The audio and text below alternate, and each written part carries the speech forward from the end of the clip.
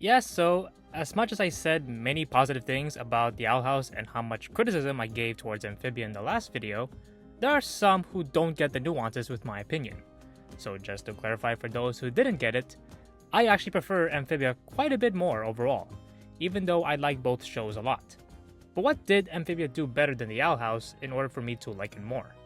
Now, just to reiterate, if you haven't seen my answer to the inverse question, click here to see that. And all of this is mostly my opinion, so keep that in mind. Anyways, judging by how long this video will probably be, I definitely do think Amphibia has done more things better than the Owl House compared to vice versa. Some of it is fairly small and very subjective. I mentioned before that I like the diversity of the character designs we see in Amphibia compared to the Owl House. I've also brought up that I find Anne, Sasha, Marcy, the Planters, and other characters in Amphibia a lot more relatable than Luz and the other Owl House characters. But can you blame me though? Amphibia is about a Thai-American character who grew up with immigrant parents and lives in Southern California. They also feature a character who is very smart and nerdy with a certain high skill set in one area, but is less than stellar in other areas. Also, Amphibia does a rather good job in subverting expectations more compared to the Owl House. Not gonna lie, when watching it, I did find some of the plot points in the Owl House a bit predictable, although that could partly be due to the show premiering later than Amphibia. But beyond the many small differences between the two sister shows, there are several areas where Amphibia just had better execution compared to the Owl House. First off, there's the character development. Now I'm sure many of you will probably disagree with me when I say that I prefer Amphibia's way of developing its characters, but personally, I grew to appreciate the characters there a lot more.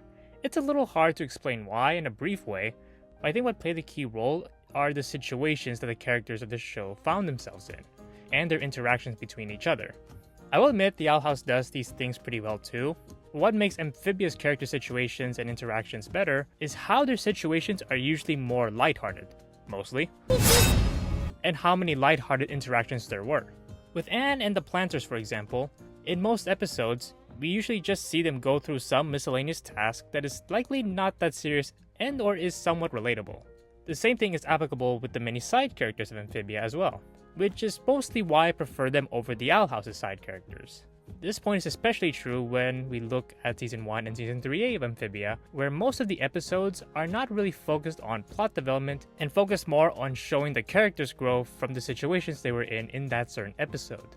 While many people took issue on how these episodes were slow with developing the grander story, it allowed us to appreciate the characters for who they were in the given slice of life moment, which allowed me and others to connect with them more. While we're on the topic of character development, one part of development that Amphibia does exceptionally well is cultural representation.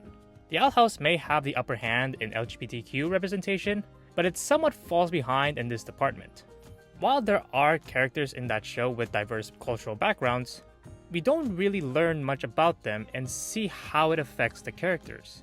I mean, with Luz, for example, we know that she's a Dominican American and an Afro-Latina, but aside from being able to speak Spanish and honoring the quinceañera celebration, there's nothing else we learn about her that ties in her cultural background.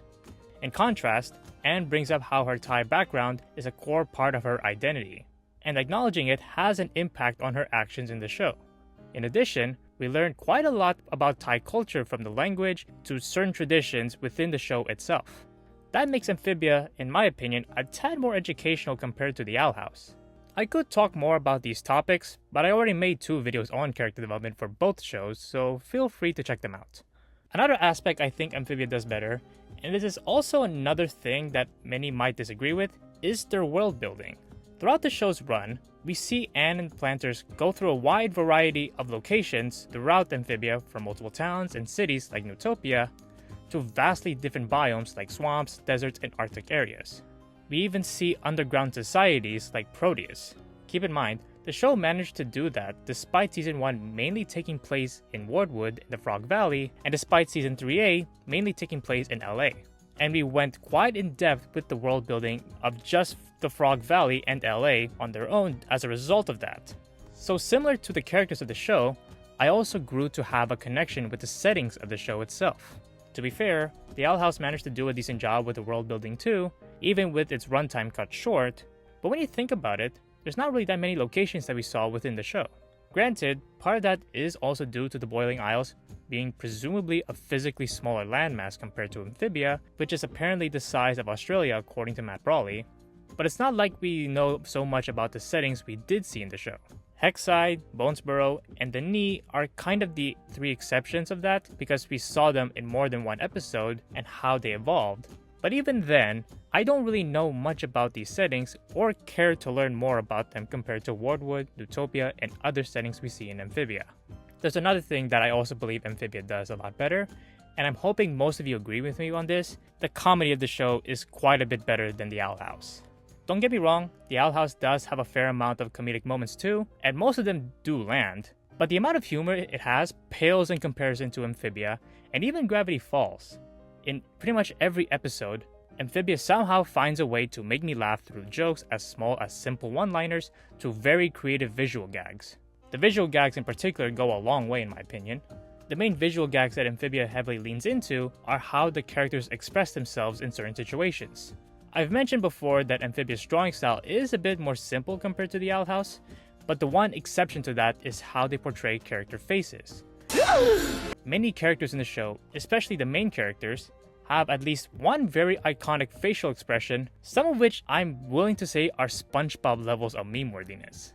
Aside from the visual gags, there are just a lot of lines within Amphibia that really stick out to me for how funny they are. With or without context, by the way. Hey, was anyone gonna tell me I have leaves in my hair? Not now, Anne! Oh, great, sorry. Ah! Too short? I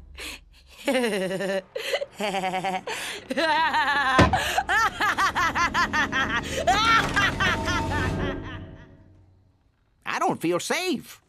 Now, this does make sense considering that Amphibia is a more lighthearted show comparatively. However, by having more comedic moments, it amplifies another aspect of Amphibia that I think it does better, which are its emotional moments.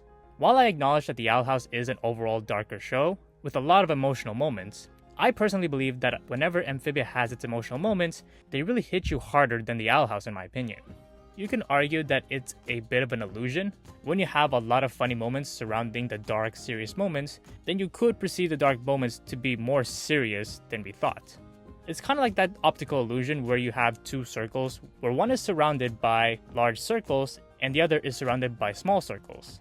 While the two center circles look like they're slightly different sizes, they're actually the same size. The same kind of illusion could be happening with Amphibia and the Owl House with their writing. But even if that's true, I would argue that just makes Amphibia's way of showing emotional moments the smarter approach. This is why I tend to gravitate more towards fun, lighthearted shows. When a show like this gets serious, then you know it's a moment that you have to keep in mind moving forward, which is key because that serious moment may be important for a character's development or for the overall moral of the show. A good example of this is the Season 2 episode Hopping Mall. For the most part, it's the typical fun, Spran against the world story where Anne is trying to win a prize for her mom. However, towards the end of the episode, Anne and Sprig have a one-on-one moment together where they open up about their mothers and their relationships with them.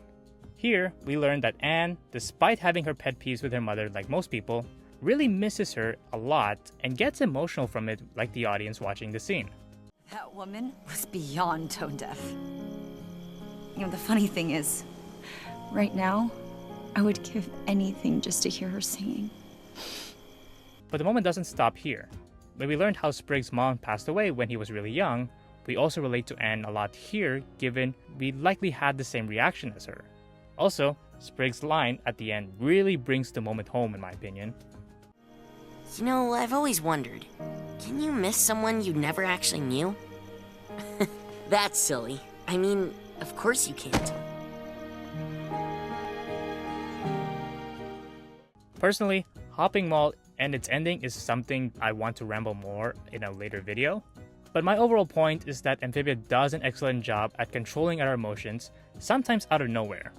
But despite feeling unexpected at times, it would still feel warranted because a lot of these moments are culminations of what has happened so far to the characters, their relationships, and the message their stories are showing us. That brings me to the last major thing Amphibia does better than the Owl House in my opinion, which is how they show their ending messages. Admittedly, this is probably the most subjective take I have for this video. Many of you will probably say that the Owl House did this better because it is more optimistic, and the show ends on a happier note because of it. No one is wrong to believe that. I guess my main issue with the Owl House's ending and messaging is that it's rather idealistic. There's something inherently wrong with that, but I personally prefer Amphibia's more realistic message at the end of its story. Change is something that no one wants to acknowledge, and we as the viewers watch shows like this to escape from it. But in the end, we cannot escape change. And I find it poetic how the audience's journey in Amphibia ends when Anne's journey in that world ends as well.